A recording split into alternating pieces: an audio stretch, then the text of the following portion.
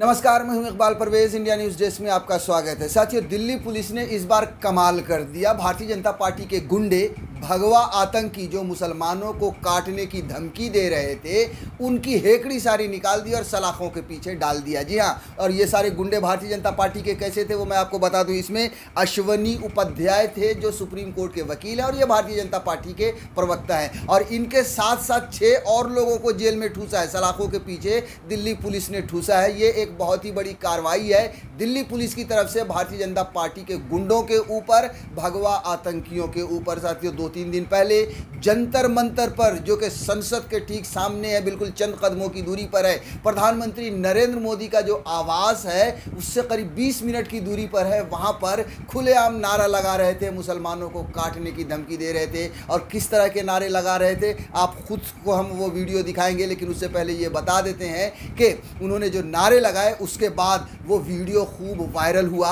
और पूरी दुनिया में दिल्ली पुलिस की थू-थू हुई, भारतीय जनता पार्टी की सरकार की थू-थू हुई। लिहाजा दिल्ली पुलिस एक्शन में आई और अश्विनी उपाध्याय के साथ साथ 6 लोगों को गिरफ्तार कर सलाखों के पीछे ढकेल दिया। आपको बता दें कि पहले तो दिल्ली पुलिस ये कह रही थी कि हम उनकी शनाख्त कर रहे हैं, हम वीडियो में देख रहे हैं, पहचानने की कोशिश कर रहे हैं कि कौन लोग हैं। लेकिन जैसा कि मैंने पहले कहा कि इतना ज़्यादा दुनिया में बवाल मचा, और वैसे भी भारत की छवि इतनी ज़्यादा, और दिल्ली पुलिस की और क्या बोलते हैं देश के पुलिस की छवि इतनी ख़राब हो चुकी है कि इन लोगों को संज्ञान लेना पड़ा मजबूरी में, और 6 लोगों को पकड़ना पड़ा। पहले रात में बुलाकर पूछताछ हुई और उसके बाद जो है सो उनको मंगलवार को गिरफ्तार कर लिया। साथियों, अब आप इस वीडियो को देखिए कि ये किस तरह से नारे लगा रहे थे मुसलमानों को काटने के लिए।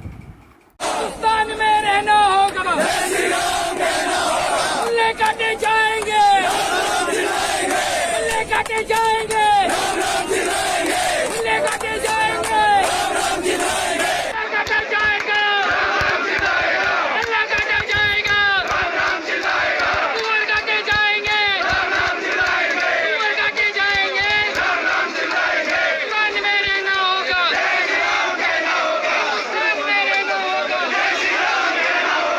साथियों, सुन लिया आपने, ये लगातार पिछले कुछ समय से नारे लगाए जा रहे हैं कि जब सुअर काटे जाएंगे राम राम चिल्लाएंगे, जब मुल्ले काटे जाएंगे राम राम चिल्लाएंगे, हिंदुस्तान में रहना है तो राम राम कहना है। इस तरह के नारे लगातार, और मुसलमानों को लगातार जो है सो धमकियाँ दी जा रही थी। मगर नरेंद्र मोदी, अमित शाह खामोश बैठे थे, और खामोश बैठना उनकी मजबूरी भी है, क्योंकि इस देश में नफरत बांटकर इस तरह से युवाओं को क्या किया है, दंगाई बना दिया है इस सरकार ने, ताकि इन युवाओं के दिलो दिमाग में नफरत बांटकर अपनी सत्ता की कुर्सी सजाई जा सके। साथियों, यही वजह है कि सरकार हमेशा खामोश रहती है, और यही वजह है कि आप देखिए कि पूरे दुनिया में आज भारत की बदनामी हो रही है, थू-थू हो रही है, और जो है सो यूएन से लेकर हर जगह पर भारत का जो आंकड़ा है, हम जिसको चार्ट कहते हैं कि इस देश में किस तरह से लोकतंत्र काम कर रहा है, उसमें भारत पिछड़ा है। लगातार भारत में जो है सो अल्पसंख्यकों को सताया जा रहा है, और दुनिया भर में इसकी आवाज़ उठी है। उसके अलावा अगर आप देखें दिल्ली पुलिस की भूमिका भी,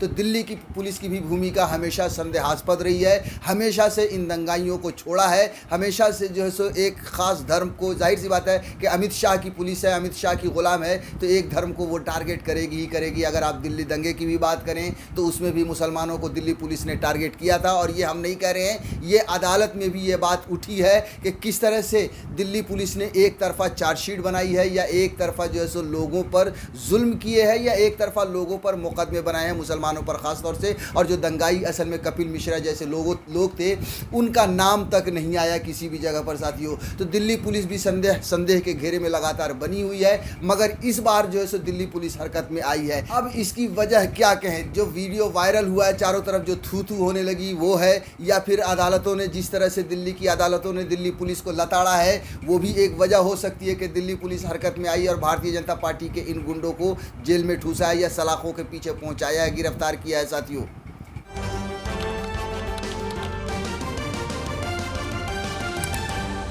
आपकी आवाज